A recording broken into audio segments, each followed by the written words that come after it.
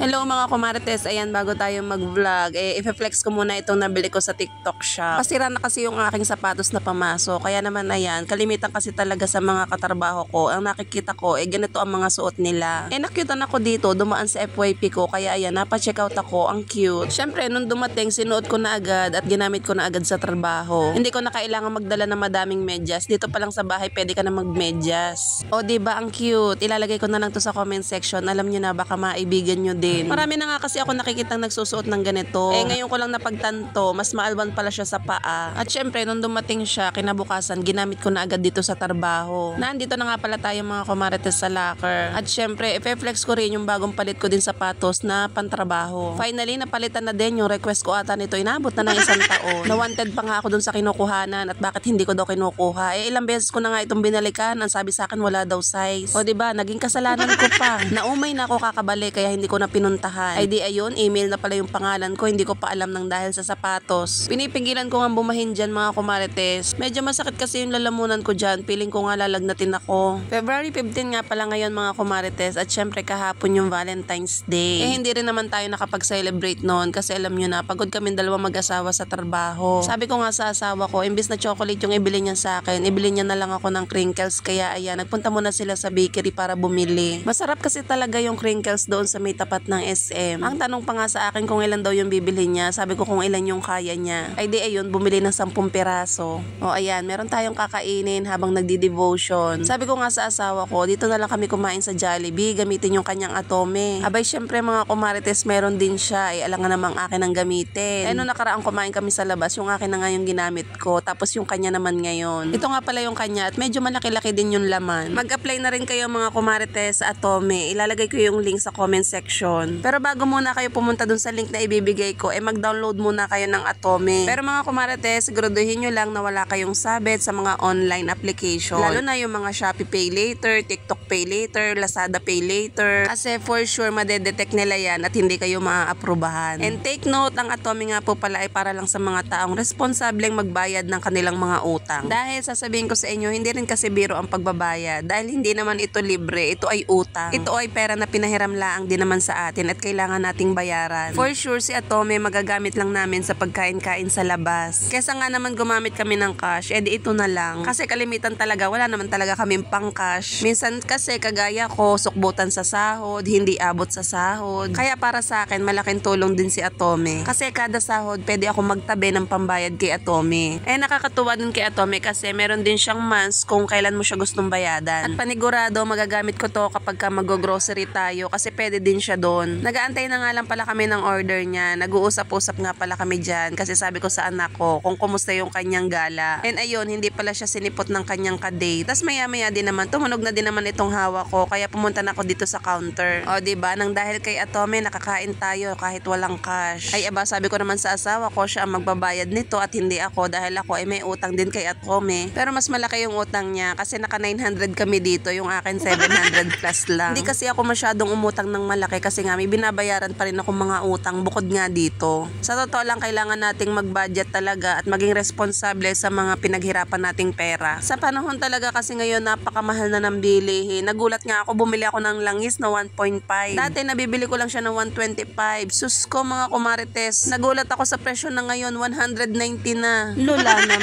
may gina lang din, nakabili nga ako ng aking bookbinder kasi nababudget ko yung aking mga sinahod. Sa totoo lang, nakakasakit na ng ulo ang mga bayarin. In fairness, hindi pa ako nakaka-absent ngayon. Kailangan nating wag munang umabsent kasi napakadami pa talagang bayarin. So ayan, yung anak ko kanina umalis. Nagpaalam sa akin, pupunta daw ng SM. Di pinayagan ko naman, basta hanggang SM lang. Magkikita dapat sila ng kanyang crush. Kaso walang load at hindi sa kanya nakachat, hindi nakapunta. Kasi daw ay naglalaba at gumagawa ng assignment. Di yung bulaklak na pinagawa niya sa kanyang ate Pia, hindi niya nabigay. Buti na lang hindi niya dinala sa SM. Sabi ko naman sa kanya, marami pa namang next time. Ay na nga lang at naka-move on na kasi nung una talaga broken hearted, ngayon hindi na. Naka-move on na daw siya dun sa kanyang jowa-jowaan dati. O diba, ginagawa la ang laro. Hinahayaan ko naman para ma-experience niya. Nag-celebrate nga pala kami ngayon ng Valentine's Day. At tama-tama naman, medyo maaga yung awas ko. Yun nga lang, medyo masama ang pakiramdam ni Kumarites nga kasi nga masakit ang tonsil ko. Tapos dito sa Jollibee mga Kumarites, merong gayak na lobo, yung pwedeng mag-picture. Sabi ko nga, pagkatapos kumain, magpipicture nga kami doon. Sabi ko sa anak ko, pipicture pinipicturean ko siya para dun sa aking photo journal. Sabi ko, kunwari seryoso, wag ka, pero tumawa naman. So ayan, salamat kay Atome, nakakain kami ng hindi gumamit ng cash. At yan, dito nga pala kami nagpicture. Kita nyo naman ang gayak, ang cute. Valentine's na Valentine's. Tapos sabi ko sa anak ko, picturean nga din kami. Pagkalabas naman ng Jollibee, nagpicture ulit kami. Syempre, ilalagay ko yan doon sa ating photo journal. At ayan mga kumarites, nakapag-edit na nga pala ako sa Canva, tapos ipiprint na natin yan. At syempre, pamula nung nagka-printer tayo, ayan, ang hilig ko na mag-print ng mga picture. Punta tayo sa Epson printer, tapos ang pipiliin natin dito sa media type, ayan, meron dito nakalagay, Premium Presentation Paper Matte. Ang gagamitin ko nga pala mga kumarites ay photo sticker. Para mas madali, dikit lang ng dikit. Dalawa nga pala yung ginawan ko ng edit. At ayan, okay na yan. Magpiprint na nga pala yan sa ating printer. Tapos, ang gamit kong photo sticker, ito nga palang Quaff Matte Photo Sticker. Maganda yung quality nito mga kumarites. Actually, mas gusto ko siya kumpara dun sa glossy. At ayan, maglalagay na tayo ng ating photo sticker. Dalawa nga pala yung inilagay ko dyan kasi dalawa lang naman yung ipiprint natin. At syempre, mga ilang minuto lang ay ayan na, nakaprint na yung ating mga picture. Ganitong layout nga pala yung pinipili ko kasi para pang journal na rin. Tapos ang gagawin ko dyan, pipilas-pilasin ko lang ng ganito para magkasya siya kasi hindi naman siya kasya kung lahat yan ilalagay natin. Bukod nga sa pagbablog, syempre gusto ko rin may mga ganitong pictures para sa mga memories. Kaya kung mapapansin nyo, hindi ako masyadong nagbablog. Ayan yung pinagkakaabalahan ko minsan bukod sa pagde-devotion. Tapos kalimitan talaga, hindi ko na talaga magawang mag-vlog dahil nga sobrang busy sa trabaho. Sa totoo lang, nakakaumay na magtrabaho pero hindi naman pwedeng hindi tayo magtatrabaho. Pero maswerte pa rin naman ako kaya minsan kapag tinatamad akong magtrabaho, iniisip ko na lang maswerte pa rin ako kahit papano kasi may trabaho tayo. At kahit papano nasusuportahan yung ating pang-araw-araw na pangangailangan. Alam nyo ba na pamula nung nag-devotion ako, dati talaga tamad ako magtrabaho mga kumarites. At bigla ako nabasa sa Bible, ayaw pala ni Lord ng tamad. O diba, biglang sumipag sa pagpasok si kumarites. Ay aba, sana ay magka-perfect attendance tayo ngayong February dahil wala pa akong absent kahit isa. So yun nga, pamula nga nung nag-devotion ako, mas magaan yung pakiramdam, hindi na ako masyadong tinatamad. Yung kahit pagod ka kapag nagde-devotion ka, bigla kang nagkakaroon ng lakas. Dahil sa mga salita pa lang ni Lord, talaga namang gaganahan ka na talaga. At alam nyo ba na kahit antok na ako galing sa trabaho, hindi pwedeng hindi ako liliban sa pagde-devotion. Dahil ipinangako ko na rin kay Lord na gusto ko mapalapit din sa kanya. Sobrang ang dami mong matututunan sa mga salita niya. So ayun, alam nyo na, kapag hindi ako nakaka-upload ng vlog bukod sa pagde-devotion ko, ito yung pinagkakaabalahan ko. Nakakatanggal inip na rin naman. Kaya lang talaga minsan, ang isang araw na pahinga ay kulang na kulang pa rin. Kagaya niyan, may pasok tayo ng Sabado. Ano pang magagawa natin ngayong linggo? Syempre, maglalaba, mamamlansya, magluluto, magtitiklop. Hay nako, ayun, ang pahinga ko hapon na. At ayan mga kumarites, pagkatapos ko nga pala siyang putol-putulin, ididikit na natin siya dito sa ating photo journal. O di ba mga kumarites, meron na siyang design. Ididikit nyo na lang. Kaya ako'y nalilibang sa paggaganito Minsan talaga dito nauubos yung oras ko. Ang dami ko pa nga nakaprint na picture, hindi ko palang madikit. Ayan, wag na nating ipagpilitan, hindi na kasya. Ilagay na natin dito sa kabila. Kada ganap nga namin, piniprint ko na agad yung picture para maidikit dito. Tapos lalagyan ko siya ng date, tapos kung anong ginawa namin. Naglabas na nga rin ako ng iba pang mga sticker na binili ko online. Nagtira nga pala ako ng space dito sa may gilid. Diyan ko ilalagay kung anong date yan, tapos kung ano yung ginawa namin dyan. Ganun lang naman mga kumarites kadaling mag-photo journal. Pag pumunta ka sa Canva, marami ka ng design na makikita, kaya hindi ka na mahihirapan. Syempre, doon lang ako pumipili sa libre at humahanap ako ng magagandang design. Tapos, depende pa kung ilang pictures yung gusto mong i-print. At ayan, pagkatapos kong ang sulatan, maglalagay naman tayo ng iba pang sticker para kunwari, syala-syala. Syempre, maarte tayo,